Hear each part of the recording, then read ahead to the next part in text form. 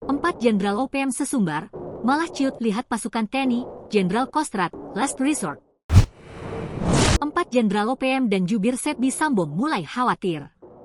Mereka menuduh TNI diam-diam menambahkan alutsista perang dan drop pasukan ke Papua demi mengamankan perusahaan asing dan milik negara. Hal inilah yang membuat mereka menembak 11 penambang karena diklaim sebagai intelijen TNI.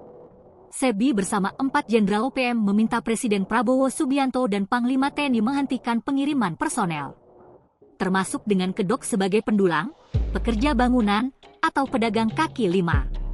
Hal ini disampaikan Jenderal Goliat Tabuni, Panglima Tinggi TPNP BOPM, Letjen Melkisedek Awom, Wakil Panglima, Maijen Trianus Sato, Kepala Staf Umum, dan Maijen Lekaga Telenggen, Komandan Operasi Umum.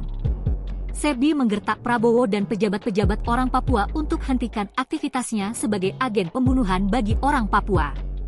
Namun, Kepala Pusat Penerangan Mabes TNI Brigadir Jenderal Christomey Sianturi membantah.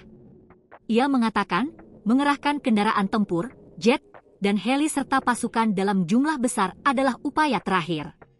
Tindakan menggunakan kekuatan senjata dilakukan sebagai upaya terakhir atau last resort, kata Christomey dikutip dari channel resmi TNI, Selasa, 8 April 2025. Jenderal Kostrad mengatakan sejauh ini, TNI memilih tidak meladeni tantang OPM dan memilih melakukan pembinaan teritorial. Itu pun sudah membuat OPM mulai ketakutan.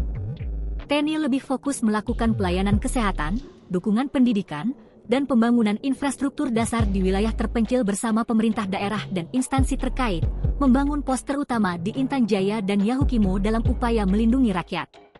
Sebab menurutnya penggunaan senjata tetap akan dilakukan TNI secara terbatas.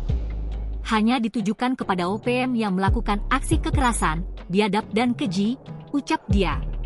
Menurutnya, TNI tidak akan meladeni OPM dan menambah pasukan. Prajurit TNI tetap bertugas seperti biasa mengamankan wilayah Papua bukan perang.